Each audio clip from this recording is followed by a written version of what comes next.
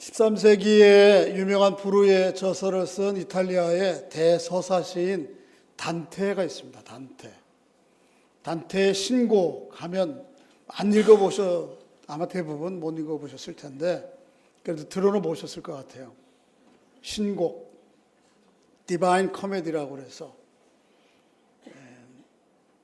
지옥편 33편, 그 다음에 연옥편 33편, 천국편 33편 이렇게 대화 형식으로 글을 써가는 건데요.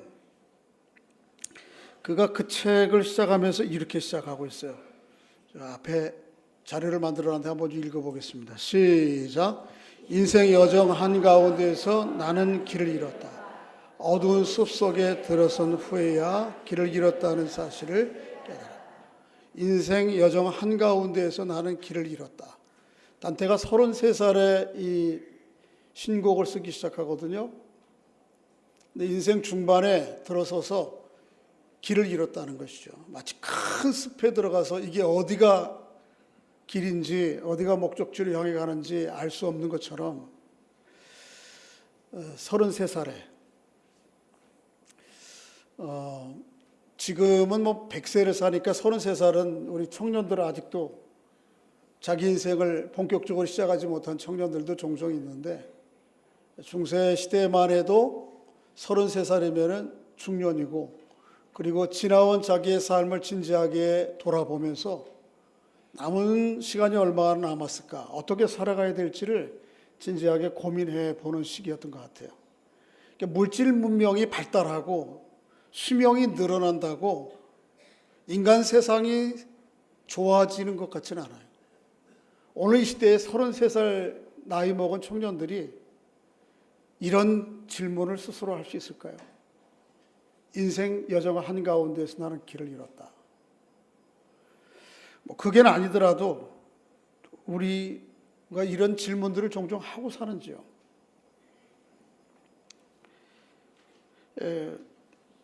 단테는 자기 지나온 시간들을 돌아보고 앞날을 이렇게 예상하면서 사람들이 꼭 이렇게 가서는 안 돼야 될 길들을 이 신곡을 통해서 우리에게 보여줘요. 지옥의 모습들. 지옥이 뭐 물리적으로 우리가 종종 이렇게 주변에서 듣는 것 같은 그런 의미의 지옥이 아니고 이기적인 욕심과 욕망과 야망들에 매여 살아가는 것 자체가 지옥이죠. 그런 길은 피하고 우리가 마땅히 걸어가야 될 길은 이 길이다라고 하는 지도를 그려주고 있는 것이죠. 우리들에게도 해당되는 말씀이죠. 정말 나는 지금 어디로부터 와서 지금 어디쯤 여기 서 있는 곳은 어딘가? 그리고 내가 이 길이 가는 길이 이게 맞나? 잃어버린 것은 아닌가? 그리고 이 길 끝에서 목적하는 목적지에 이르게 될까라고 하는 것을 진지하게 고민하지 않을 수 없습니다. 뭐 우리가 다 그런 고민과 질문 가운데에 답을 손바닥에 마치 그 지문을 받으시 이렇게 세밀하게 알 수는 없겠지만 그래도 가끔 거울을 볼 때에 지금의 내가 20대의 내가 아니구나. 얼굴에 꽤 주름이 늘었네. 이렇게 얼굴 변하는, 세월 변하는 감각과 속도를 가지고는, 그 의미를 가지고는 그런 정도로는 좀 우리 모습들을 보아야 되지 않겠는가, 그런 생각을 하게 됩니다. 오늘 본문 말씀 가운데 보면 예수님께서 적게는 3개 비유, 학자들에 따라서는 한 5개 비유라고 얘기하는데 이 비유를 통해서 예수 그리스도를 주로 따르는 사람들이, 제자들이 현재 위치하고 있는 자리가 어떤 것인지, 그리고 그 자리에서 어떤 자세로 삶을 살아가야 될지에 대해서 이야기를 하고 있어요. 이 말씀을 통해 오늘 우리는 과연 길을 잃지 않고 도대체 여기가 어디야? 어디로 가야 되는 거야? 이게 아니고 우리의 있는 자리를 좀 확인하고 또 이 자리에서 어떻게 길을 걸어가야 될지를 한번 말씀을 통해 좀 확인하는 시간을 갖고자 합니다. 오늘 비유가 서로 다르지만은 3개 내지는 많게는 학자들에서는 5개라고 그랬어요.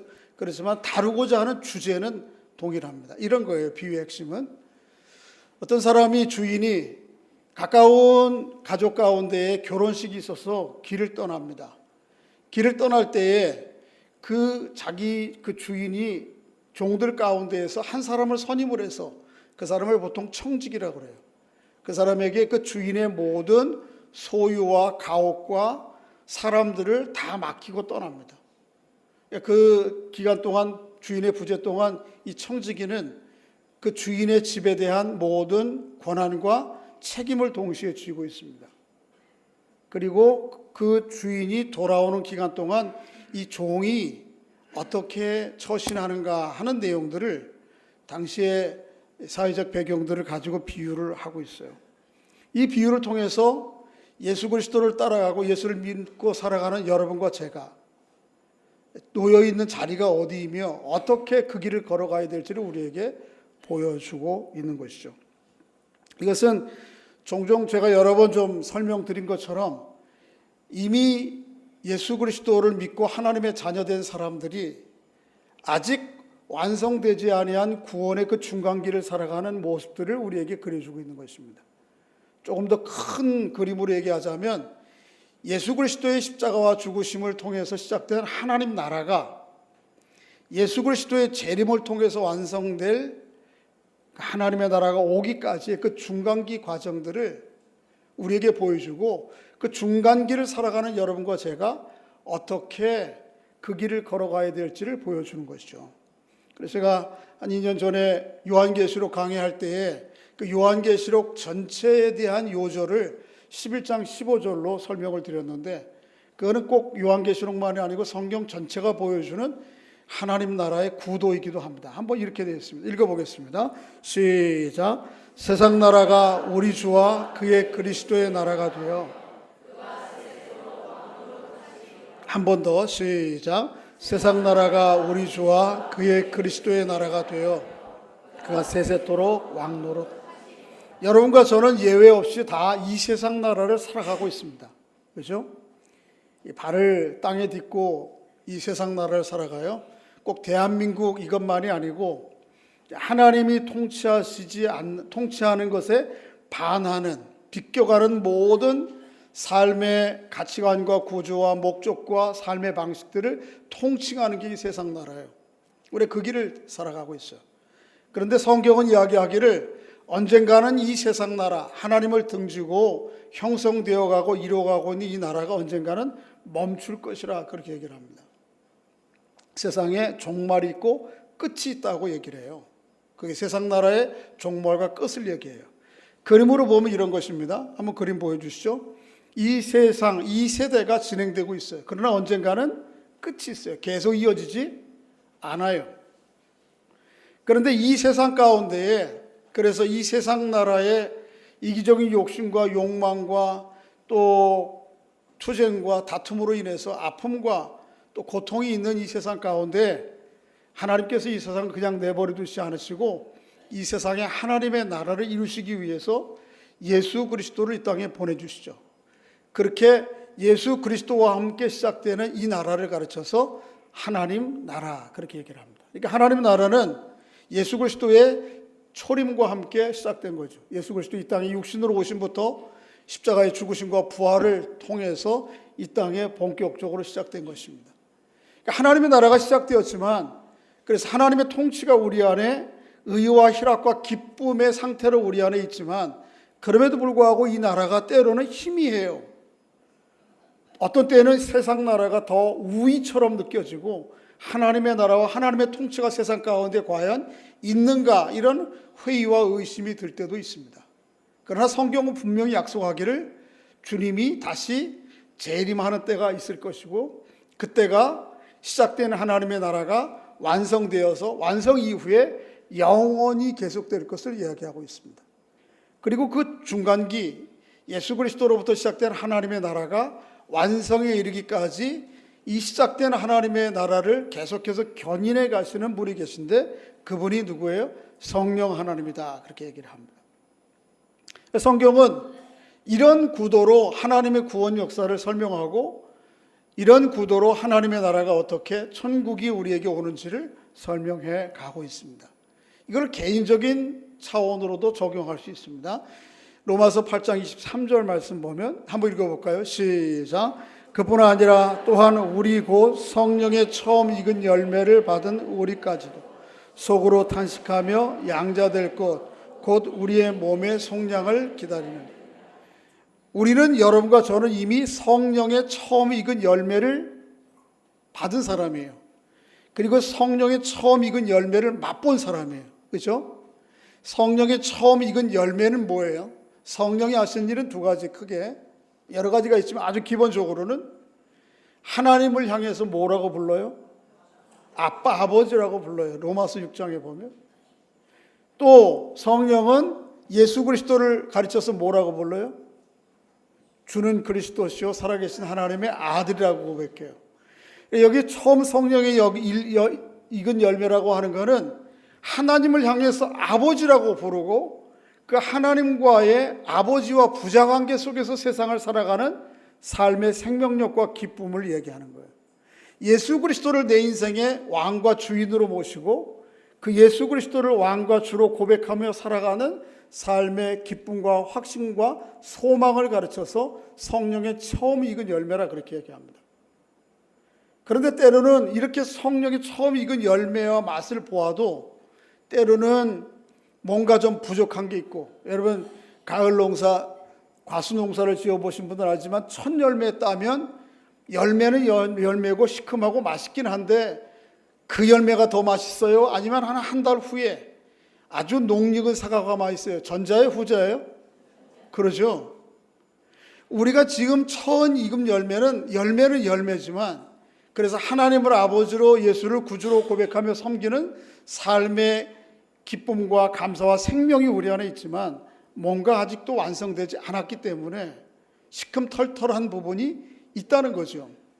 그러나 언젠가는 이 성령의 처음 익은 열매를 받은 우리까지도 속으로 탄식하며 양자될 것, 곧 우리의 몸의 속량이 이루어지는 때가 있다는 것이죠.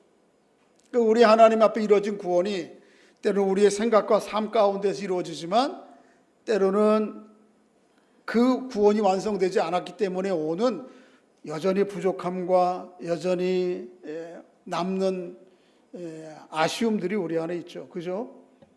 그런데 이 몸의 속량, 고린도서의 표현으로 얘기하면 이 몸의 부활이에요. 몸의 부활이 이루어질 때가 우리에게 앞으로 있다고 하는 것이죠. 그러니까 우리가 이미 예수 그리스도를 성령의 은혜로 말미암아 주로 고백하며 하나님을 아버지로 고백함으로 오는 은혜와 기쁨이 우리 안에 있어요. 사실 이것도 넉넉한 거죠. 그런데 완성될 날이 있다는 거죠. 그래서 아까 하나님의 구원의 하나님 나라의 이중 구조를 개인적인 그림으로 그려보면 이런 것이죠. 이미 예수 그리스도의 초림, 개인적인 관점으로 보면 예수 그리스도를 우리의 마음에 영접함으로 말미암아 우리 안에 성령의 처음 익은 열매, 하나님과의 관계 속에서는 의와 희락과 기쁨, 나의 왕 되신 주님께서 내 인생과 역사의 주인 되어 주심을 알고 고백하기 때문에 오는 삶의 확신과 소망을 누리고 살아가요. 그런데 이것이 아직까지는 좀 부족한 부분이 있는 거죠. 여전히 이 몸으로서 겪어야 되는 세상의 영향과 오염과 또 세상이 주는 잘못된 진리 가운데에서 우리의 마음이 회의와 때로는 의심과 때로는 몸의 질병과 연약함 가운데 고통과 아픔을 겪게 되는데, 결국은 그러나 언젠가는 이 모든 부족한 부분, 불합리한 것들이 완전히 다 해소되고 하나님의 온전한 통치, 이 육신의 몸조차도 더 이상 늙고 병들지 않는 완전한 모습으로 회복될 때가 있다는 것이죠. 그걸 가르쳐서 어느 때라고 그래요? 성령의 예수님의 재림하시는 때.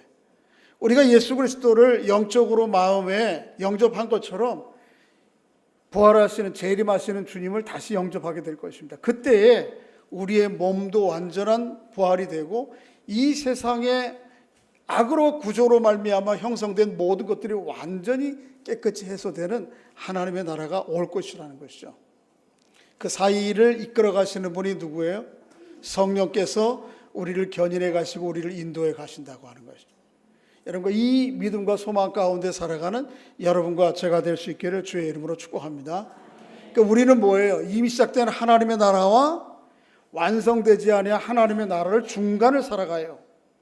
이미 우리 안에 시작된 하나님의 성령의 첫 열매와 구원과 이 몸의 부활이 이루어질 것까지 사이를 살아가요. 우리가 놓여있는 자리가 거기에요. 그러니까 우리가 그렇게 인생길을 걸어갈 때 내가 지금 걸어가는 자리가 여기구나라고 하는 것을 좀 분명히 이해하시면 좋겠다.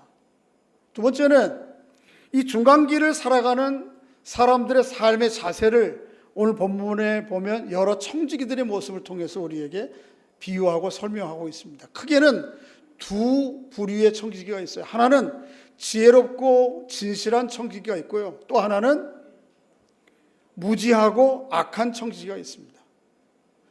지혜로운 청지기는 주인이 집을 떠나자마자 그 시로 어떤 모습으로 살아가느냐 하면 35절 한번 읽어볼까요? 35절 36절 읽어보겠습니다. 시작. 허리에 띠를 띠고 등불을 켜고 서 있으라. 너희는 마치 그 주인이 혼인집에서 돌아와 문을 두드리면 곧 열어주려고 기다리는 사람과 같이 되라.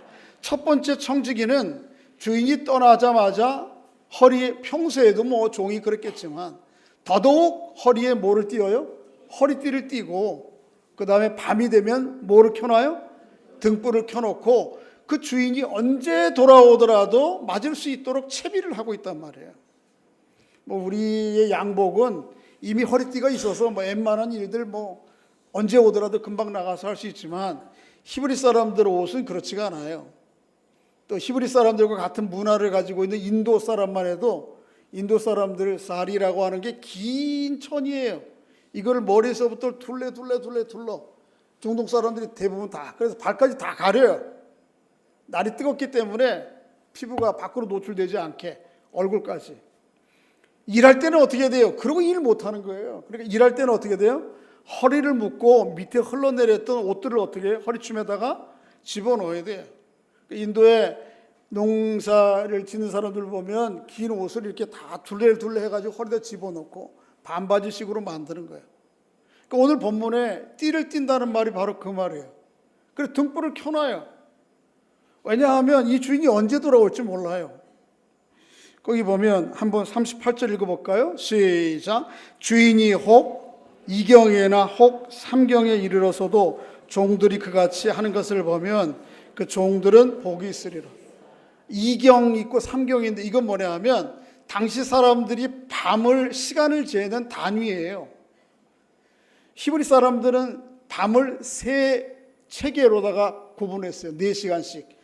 저녁 6시부터 시작해서 저녁 밤 몇 시? 10시. 이게 1경이에요. 근데 밤 10시부터 새벽 몇 시까지? 2시까지. 이게 2경이고 새벽 2시부터 그 다음날 몇 시까지? 6시까지. 이게 3경이에요. 이게 히브리 사람들이 밤을 나눠 놓는 체계예요. 로마 사람들은 좀 달리 했어요. 로마 사람들은 3시간씩 나눴어요. 그래서 6시부터 몇 시? 산수를 좀 해보세요. 그게 1경, 그 다음에 9시부터 몇 시? 12시까지가 2경, 12시부터 새벽 몇 시까지? 3시까지가 몇 경? 그 다음에 3시부터 6시까지가 4경. 히브리 사람들 기준으로 하든 로마 사람들이 기준으로 하든 2경과 3경은 한밤중을 얘기해요. 한밤중에 주인이 오더라도 언제라도 주인을 맞을 채비를 하고 있다는 거죠. 이게 신실한 종의 삶의 자세예요. 조금 더 구체적으로 시간상으로 얘기하지 않고 그들의 행동을 볼까요? 한번 42절 읽어보겠습니다. 42절 시작. 주께서 이르시되 지혜 있고 진실한 청지기가 되어 주인에게 그 집 종들을 따라 때를 따라 양식을 나누어 줄 자가 이 신실한 청지기들은 그저 허리를 준비를 해놓고 불을 켜놓는 것만 아니고 자기에게 주어진 모든 것들을 제대로 맡아서 해요. 청지기에게는 주인이 모든 권한을 다 맡기고 책임까지 부여한 거예요. 그래서 단지 뭐 허리띠 띠고 불만 켜놓는 게 아니고 때에 따라서 종들에게 양식이 필요한지 지금 가서는 봄이니까 씨를 뿌려야 될지 뭐를 내야 될지 이런 걸 다 때를 따라서 적극적으로 하는 거예요. 이게 선한 지혜로운 청지기의 모습이에요. 그런가 하면 악한 청지기들도 있어요. 게으른 청지기들. 그 청지기들은 어떻게 하는지 한번 볼까요? 한번 좀 읽어보겠습니다.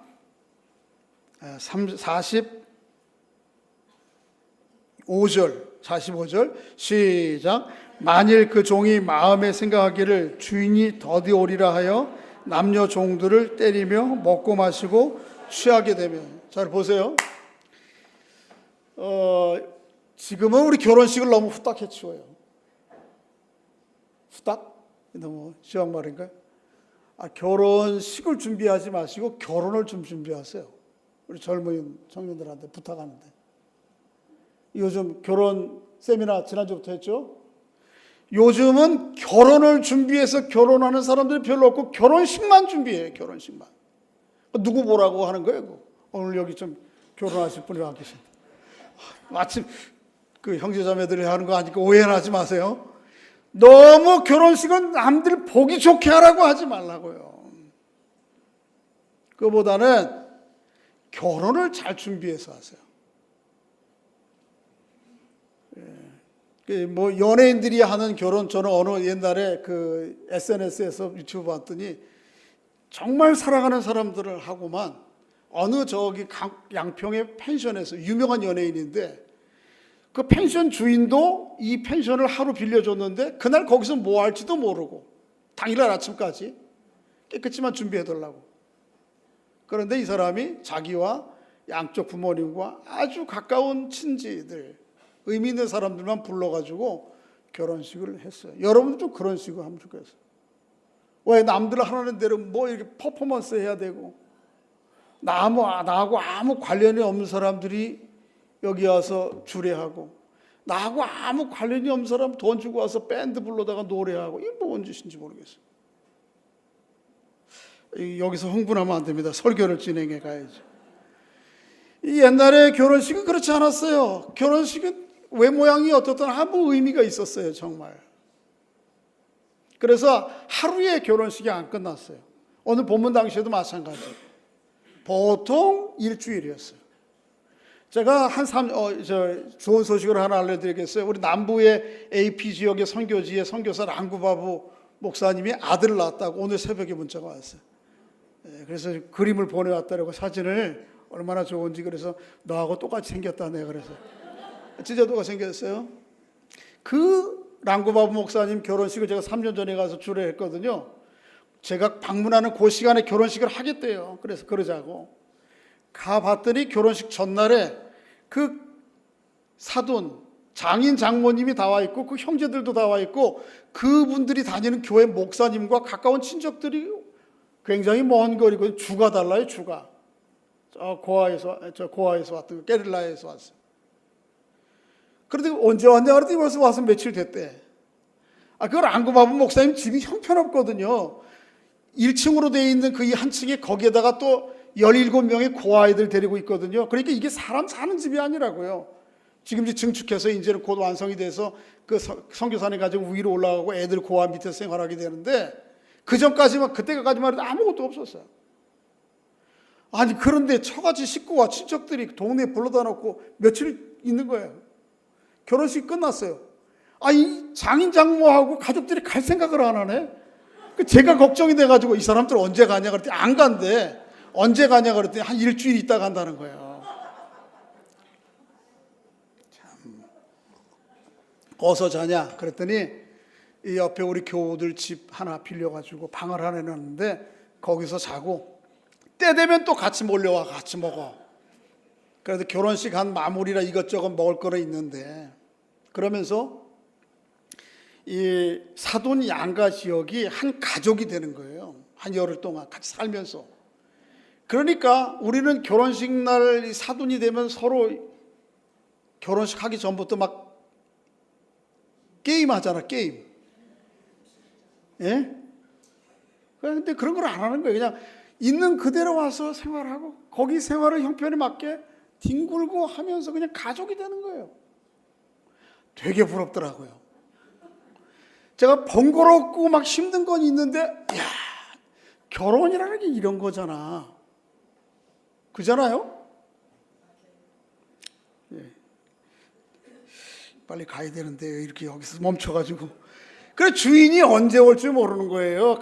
갔는데. 저희 어려서도 저희 아버님이 몸이 약해서 60을 40가. 근데 이제 그래도 환갑을 맞으셨어요.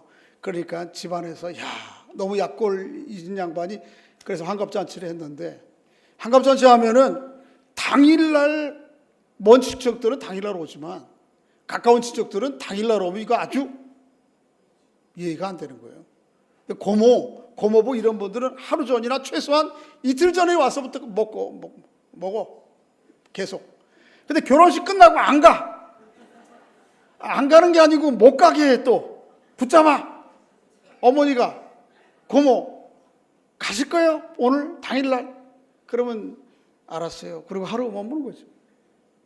오늘 본문의 주인이 그렇게 붙들려서 언제 돌아올지를 모르는 거예요.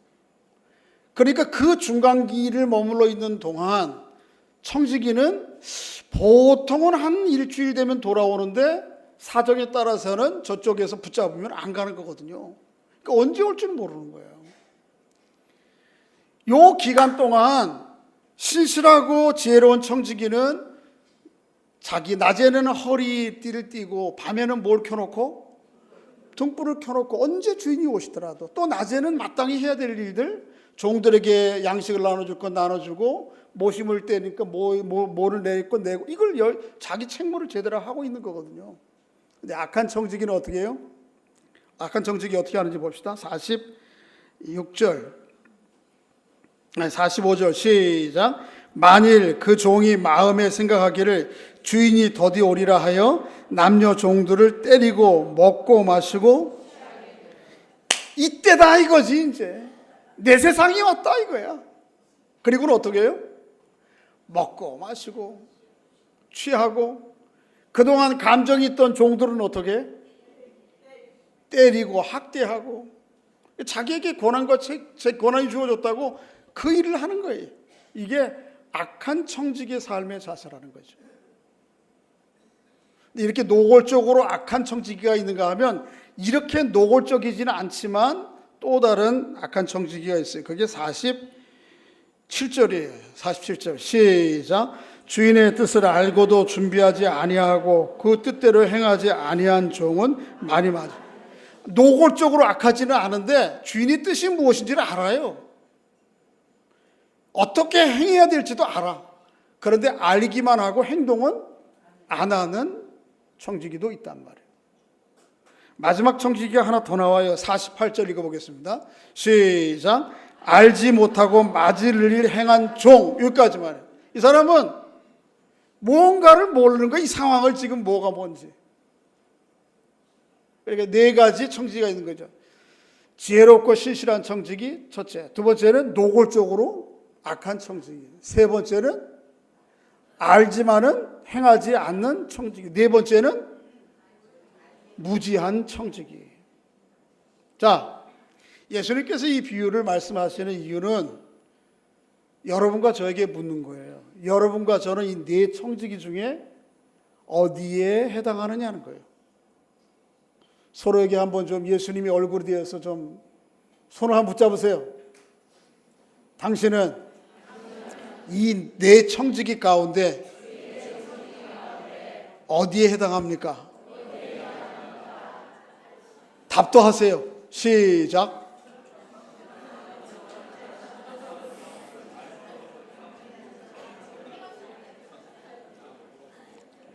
자, 상대 답을 다 들으셨죠?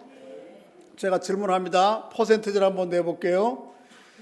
신실하고 지혜로운 청지기다. 그런 분 손 들어봐요. 그런 삶을 살아가고 있다. 본인 거 말고요. 지금은 상대 거에도 얘기하는 거예요. 두 분밖에 안 계셔요? 문제네. 자, 두 번째. 노골적으로 악한 청지기다. 그런 분 손 들어봐요. 때리고 막 먹고 마시고 마음대로. 없어요? 너무 누이 좋고 매부 좋고 지금 짜고 하는 거 아니에요? 세 번째. 주인의 뜻은 알기는 알지만 행하지 않는 청지기다. 그런 분 손 들어봐요. 하나, 두 분, 두 분 계세요? 네 분. 그 다음에 여기도 있네. 마지막 뭘 무지해서 뭐가 어떻게 돌아가는지 모르고 지금 여기 걸어가고 있다. 이런 분 손 들어봐. 예수님은 네 가지밖에 없다고 그랬는데 나머지는 뭐예요? 네? 5번이라고? 5번은 뭔가 아무리 찾아봐도 성경이 없는데. 예수님께서 이 비유를 하시는 이유는 우리가 이 중간길을 살아가는 청지기로서 네 부류 가운데 어디에 속하느냐 하는 거예요. 자, 지혜로운 청지기가 진실한 청지기가 될 수 있는 비결을 말씀드릴게요. 종종 말씀드렸는데 여러분 이것입니다.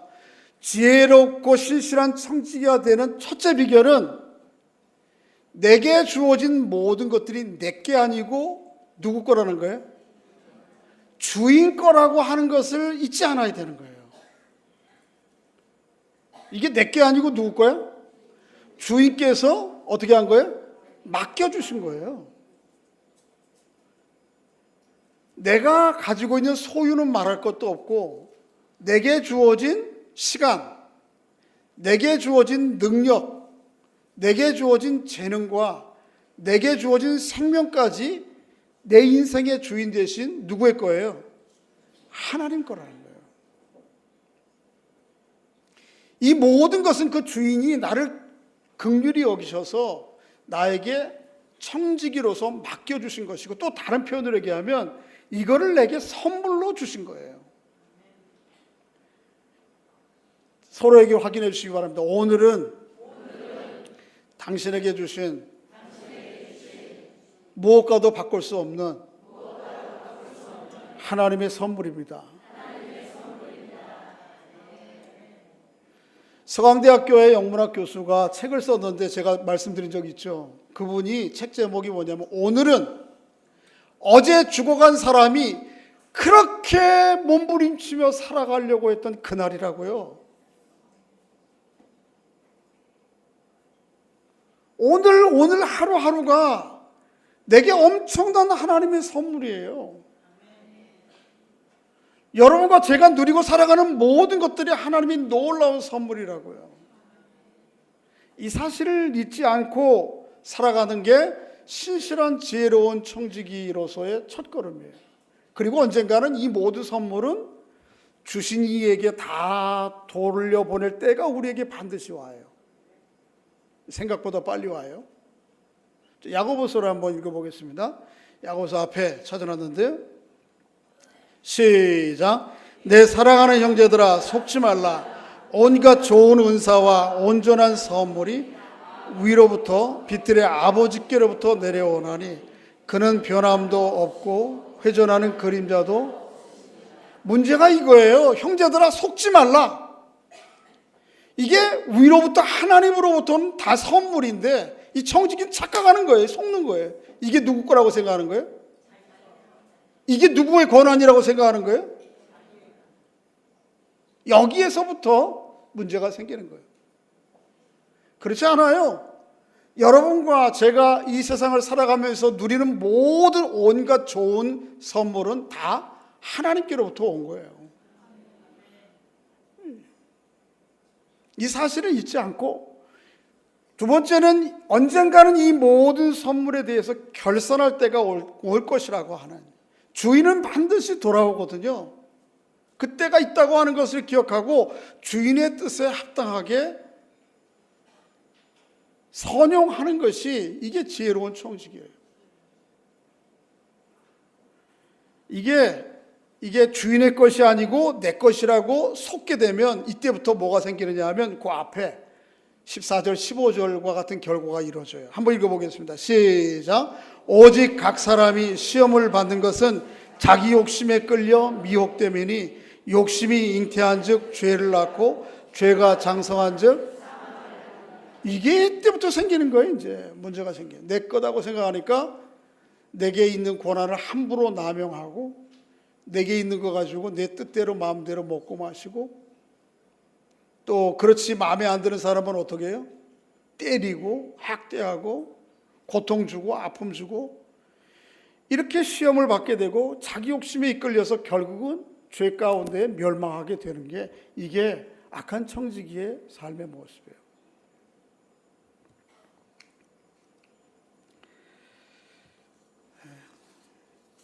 이렇게 인생을 맡겼던 하나님은 우리에게 반드시 돌아와서 우리에게 삶의 기회들을 주신 것에서 반드시 계수합니다. 그래서 많이 맡긴 사람들에게는 어떻게 할까요? 많은 것을 요구하실 것이고 적게 맡긴 사람들에게는 어떻게 하고?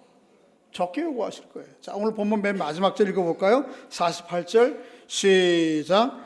알지 못하고 맞은 일을 행한 종은 적게 맞으리라. 무릇 많이 받은 자에게는 많이 요구할 것이요 많이 맡은 자에게는 많이 달라 할 것이니라. 하나님께서 여러분 건강을 주셨어요? 할렐루야. 그러면 물으실 거예요. 내가 너에게 그 건강한 몸을 가지고 맡겼는데 그 건강한 몸을 가지고 어떻게 선용했느냐. 하나님께서 머리를 똑똑하게 해주셨어요? 그럼 너 그 좋은 IQ 가지고 뭐 했느냐? 하나님께서 내게 많은 재능을 맡기셨어요? 그 재능 가지고 뭘 했느냐? 너 먹고 마시고 네 욕심과 야망대로 마음에 안 드는 사람들 조종하고 때로는 고통스럽게 하는 거기에 네 지혜와 힘을 완력을 사용했느냐? 하나님께서 우리에게 재물을 많이 맡기셨어요? 물으신다니까요. 이거에 대한 결산의 때가 주인이 돌아옴과 동시에 반드시 있을 것이라는 거예요. 어떤 결산이 있을까요? 신실하고 착한 종들에게는 하나님으로부터 상이 있어요. 그러나 무지하고 노골적으로 악한 종들에게는 뭐가 있어요? 벌이 있단 말이에요. 이런 상이 있어요. 한번 좀 읽어볼까요? 어떤 상인지. 37절 시작. 주인이 와서 깨어있는 것을 보면 그 종들은 복이 있으리로다. 내가 진실로 너에게 이르노니 주인이 띠를 띠고 그 종들을 자리에 앉히고 나와 주인이 띠를 띠어요. 종들을 앉히고 그리고 그들에게 상을 차려줘. 조금 더 적극적으로 이렇게 얘기하고 있어요. 몇 절이죠?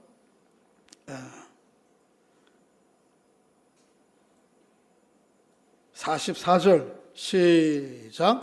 내가 참으로 너에게 이르노니 주인이 그 모든 소유를 하나님께서 상을 차려주시고 그에게 하나님의 모든 소유를 어떻게 하세요?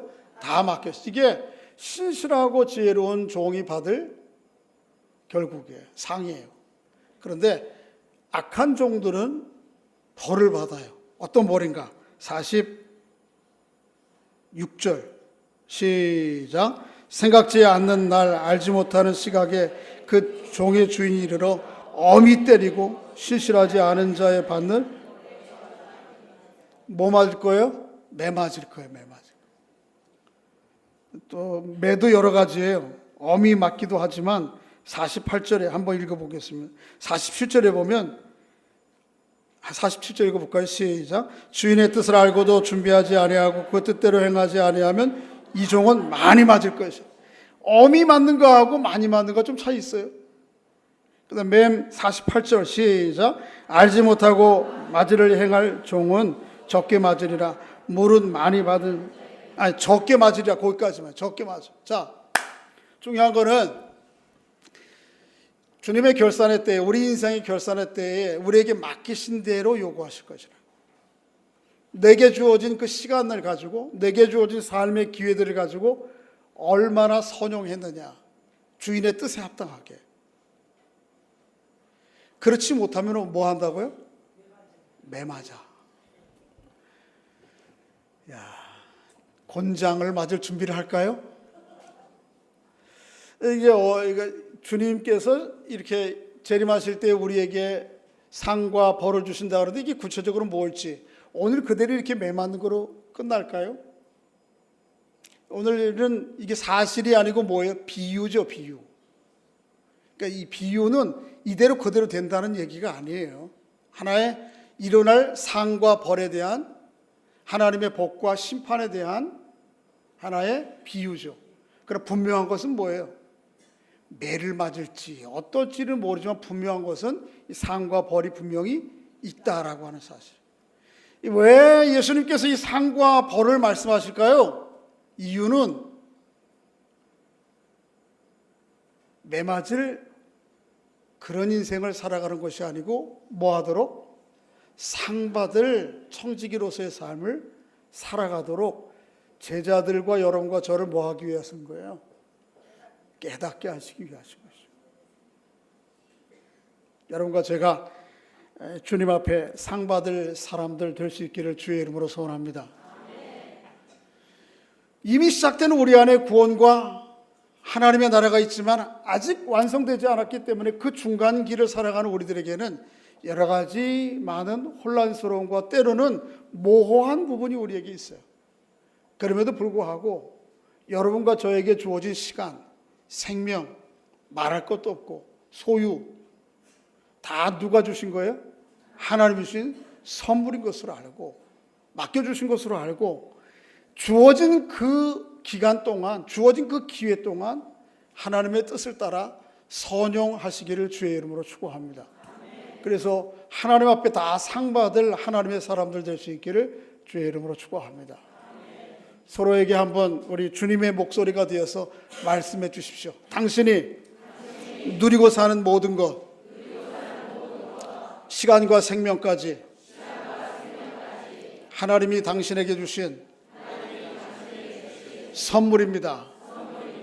할렐루야.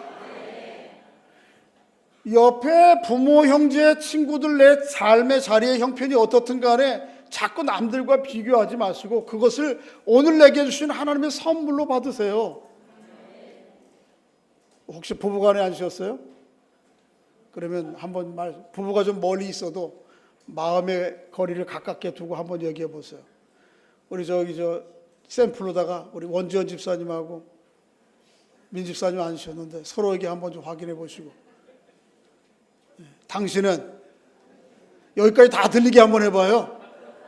당신은 상호간에 이제 하나님이 저에게 주실 수 있는 최고의 선물입니다.